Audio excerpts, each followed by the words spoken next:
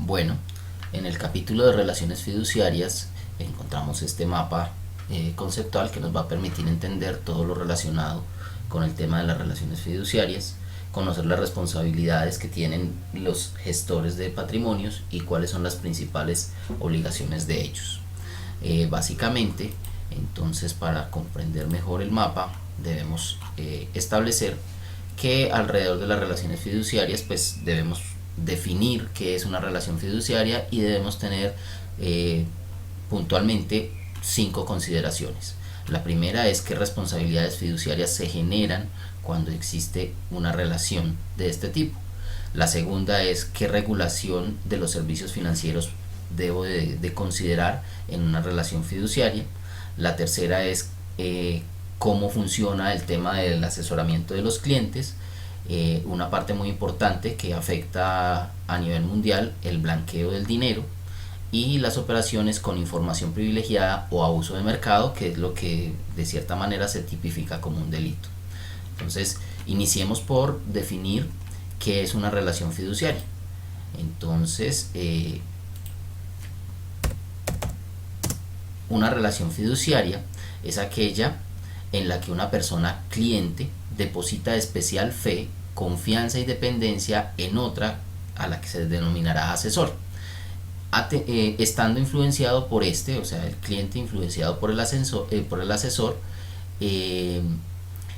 que tiene un deber fiduciario, el asesor tiene un deber fiduciario de actuar en beneficio de este cliente. O sea, leamos nuevamente la definición. Una relación fiduciaria es aquella en la que una persona cliente deposita especial fe, confianza y dependencia en otra que es el asesor,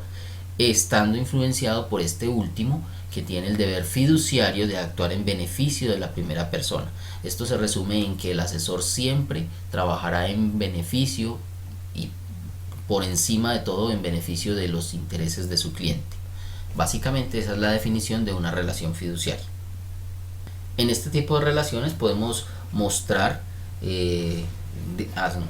situaciones en las cuales se puede presentar una relación fiduciaria, por ejemplo, entre un agente y un mandante, entre un director y una empresa, entre un abogado y un cliente, entre un banquero y un cliente, entre una agencia de valores y un cliente, y entre un administrador y los beneficiarios de un fondo o de una cartera colectiva. Existen pues unas líneas maestras que un asesor financiero debe seguir, y son las siguientes: actuar de absoluta fe con sus clientes, no aprovecharse de la confianza que depositan en él, no ponerse a sí mismo en posición de conflicto de intereses respecto de los deberes que tiene con su cliente, y abstenerse de abusar de la información confidencial para su propio beneficio, o sea, la información confidencial que le entregó su cliente, o en beneficio de una tercera persona sin conocimiento y consentimiento pleno de su cliente. Esto es lo que podríamos definir como parte de las responsabilidades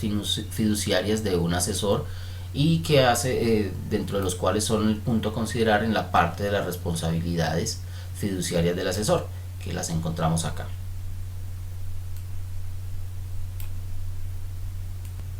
Lo anterior nos permite concluir que otro de los puntos a considerar es la priorización del interés del cliente. ¿Qué es esto de priorización de los intereses del cliente? Es actuar siempre en el mayor interés del cliente. Esto ha de ser una norma fundamental para todo asesor financiero, y sin duda es un asunto esencial para los organismos de regulación de todo el mundo. O sea, las entidades que regulan el tema del asesoramiento financiero tienen esto como un punto fundamental a tratar. Ellos consideran la protección de los inversores como una de las principales prioridades y, por tanto, objeto de amplias normas de conducta empresarial, que nosotros vamos a ver desarrollado en los siguientes temas. Entonces, hablando ya del tema de las obligaciones del asesor financiero, ¿sí?, que hace parte de las responsabilidades fiduciarias que él tiene, pues no es solamente actuar con el mayor interés sobre los intereses del cliente, sino que además debe asegurarse de que proporciona la suficiente información con relación a las inversiones propuestas. Esto es básicamente poderle decir el tipo de información que debería de proporcionarse sobre la propuesta de inversión, y esto frente a un cliente que incluye. Habrá que decirle la entidad a la cual está llegando y los servicios que presta, las inversiones y las estrategias o propuestas de inversión, incluyendo unas guías adecuadas y avisos sobre los riesgos que puede tener asociados a la inversión, la información sobre el apalancamiento que puede existir y los efectos que esto podría tener, así como el riesgo que existe en el tema de la inversión. Hay que hacer también claridad, y es una de las obligaciones del asesor financiero, hacerle claridad al cliente sobre la volatilidad del precio y las limitaciones que pudieran existir en el mercado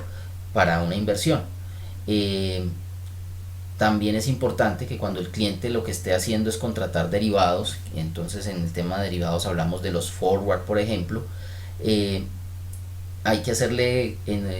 comprender o mostrarle que podrían llegar a asumirse obligaciones adicionales, independientemente de la adquisición de ese recurso financiero o instrumento financiero. También hay que mostrar los requisitos de pago, los márgenes adicionales que podrían haber o las obligaciones aplicables a ciertas inversiones, o sea, mostrarle los pagos por fuera de lo que es la compra de la inversión por sí misma.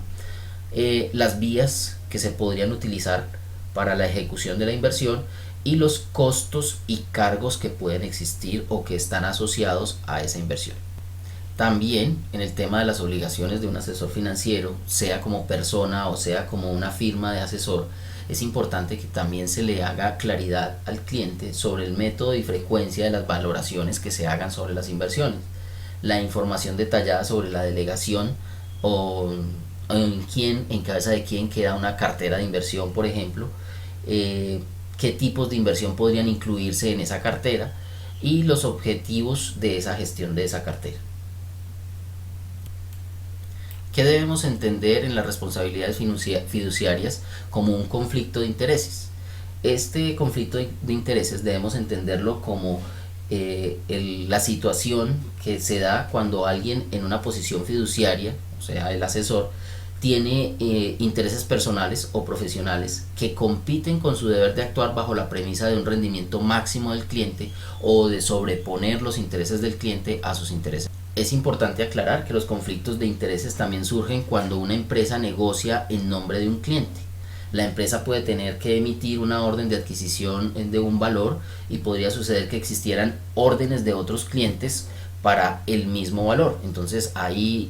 se generaría un conflicto de intereses, dado que tengo que entrar a priorizar a qué cliente debo atender primero. En tales circunstancias debería comunicarse la orden en su debido momento, evitando dar prioridad a ninguno de los clientes en particular y absteniéndose de asumir o de emitir órdenes propias y perjudicar el negocio de un cliente en particular. Normalmente, para el tema de los conflictos de intereses se establecen una serie de mecanismos o estrategias que dentro de los cuales podríamos relacionar el mantener y aplicar disposiciones organizativas y administrativas efectivas por parte del asesor o por parte de la empresa asesora de gestión de patrimonios, y se implementan controles de barrera apropiados de información para impedir que la información precedente a la actividad fluya en el resto de las actividades de los asesores.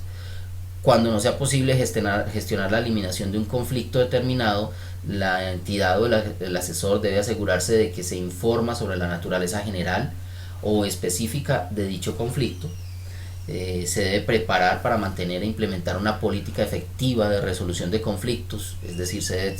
tener claro cómo resolver los conflictos que se puedan presentar, y se deben mantener registros de las actividades cuando surjan conflictos. Hablando del tema de las responsabilidades fiduciarias y sus puntos a considerar, no solamente debemos pensar que las responsabilidades recaen solo sobre el gestor o el asesor de las inversiones. Existe también una responsabilidad por parte de los clientes, y ellos tienen responsabilidades como cuando llegue a un acuerdo con una empresa asesora, deberá firmar un contrato que establecerá las bases sobre las cuales se prestarán los servicios y cómo pueden ser dadas y aceptadas esas instrucciones por parte de quien le va a gestionar ese patrimonio. Una vez dadas esas instrucciones para llevar a cabo las operaciones, los clientes siguen siendo responsables de asegurar que han completado su parte de la transacción, ya sea proporcionando los fondos para la compra o para la entrega de un certificado u otros documentos para la venta o para el cobro de esa inversión.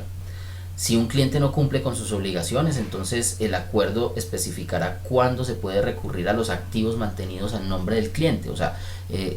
en ese acuerdo de voluntades se debe establecer cuándo, si él no da la orden o si él no especifica qué hay que hacer, el gestor puede actuar.